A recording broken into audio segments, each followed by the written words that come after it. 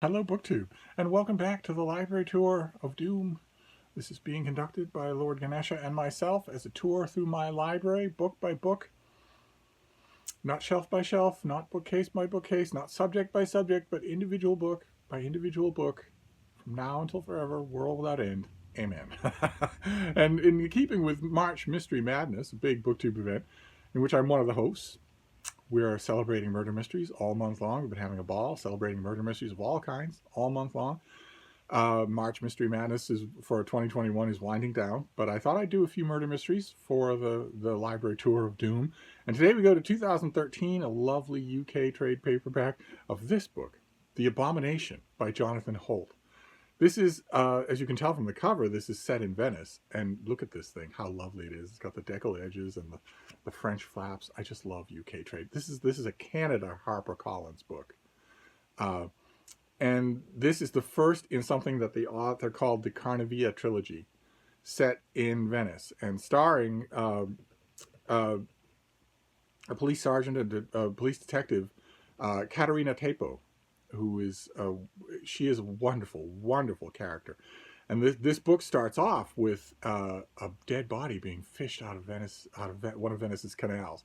It's a young woman who's been shot twice in the back of the head, execution style, but she's been dressed in the cassock of a priest.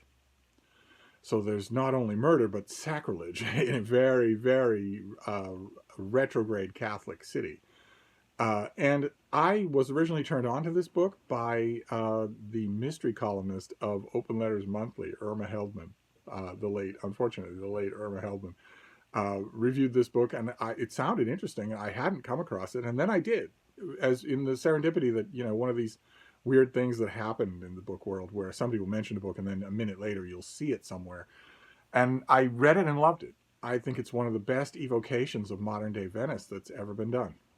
It's a police procedural murder mystery. It's a particular subset of murder mysteries where there is no foppish amateur detective swanning around solving things and calling the police dim-witted. Instead, we follow the police as they track a number of different crimes in this story, but mainly the main one, mainly that dead body and the ones that follow, through all the different strata of Venetian society. Here we get Venice that is very much not tarted up for the tourists. There is all sorts of evocative passages about the city and all of its moods and weathers and the canals and the famous buildings, but there's also lots of talk about scam artists and bad tourists and the mafia. I thought it was just wonderfully done. I just thought the book was terrific. And an added element that I hadn't been expecting, certainly it wasn't anything that Irma mentioned, was the refreshingly mature way that it handles sexuality.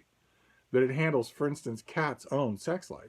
Her, not just as a smart and tough and intuitive assessor of crime, but also as a sexual being.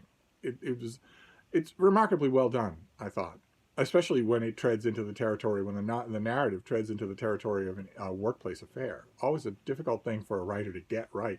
And there's a tremendous maturity about it. That and everything else in this book that's really surprising, because when the author wrote the book, he was a squalling infant. And so your library tour of Doom today is a recommend. If you like police procedural murder mysteries, a little bit on the gritty side, you should be prepared for that. You're going to love this book. I can't say that you're going to love this series, because despite how much I love this book, I have never read any of the other books in this series. Mainly because I want them in UK trade paperback. I want them to match this one. And I've never found them. I've never gone looking, but I've never found them. But that's what I want. This is a pure example, a rare example, I would like to think, in my own case, where form dictates function, where I don't want to read those books unless I'm reading them in the same format that I found this one. So maybe I should look around online and see if there's a used box set somewhere. Good Lord. To get a UK trade paperback like this with the extra texture and the French flaps and the deckled edges and in a box set would be a dream come true. So maybe I should look around for that and drop $20. But one way or another, that is your book for today. It is a very good Venetian murder mystery. So I'm gonna wrap this up, but we will be back. Who knows what we will encounter next time. Thank you, BookTube.